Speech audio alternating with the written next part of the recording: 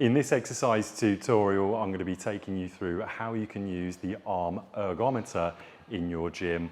You'll typically find these are underused pieces of equipment, fantastic for those wanting to do a cardiovascular workout, but with the arms as opposed to the legs, or alternatively good for those that want to go into weight training but just want to warm up the upper body before they go into things like circuits, weight or high intensity.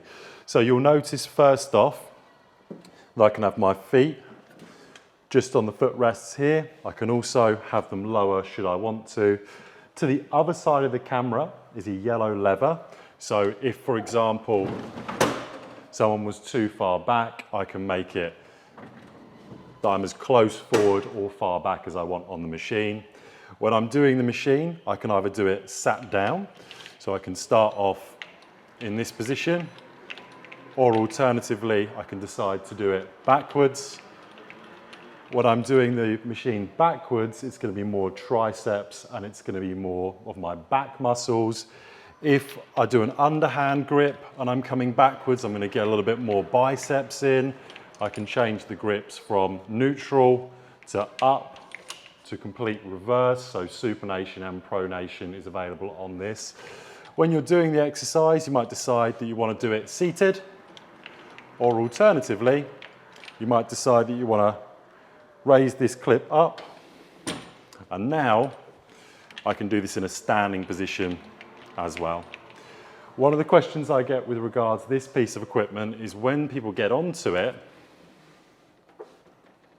how do I actually set up the machine to start doing different resistances and settings? So initially when you come onto the machine, you'll notice that it will be completely off and you're going to be generating the power to turn on the machine.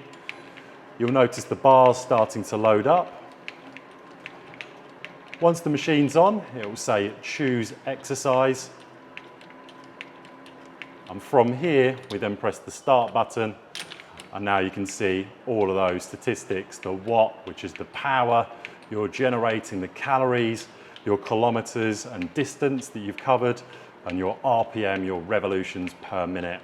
You might decide when you're doing it that you need to make it harder, in which case you can increase and decrease the effort level. And of course, by increasing the effort level, there's going to be more resistance when you're doing the exercise. You'll notice you can set this up for calories, time and distance. So you might want to set yourself time, calorie or distance targets. Of course, you can do CPR, so you can connect a heart rate monitor to the machine. You can also do training zones where you do a specific amount of resistance for a certain heart rate zone.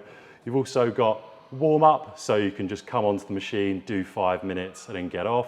Or alternatively, you can do things like profiles, cruise control and testing as well. And that concludes this video on how to set up, use and all the different grips and styles and variations of how you can use the arm ergometer.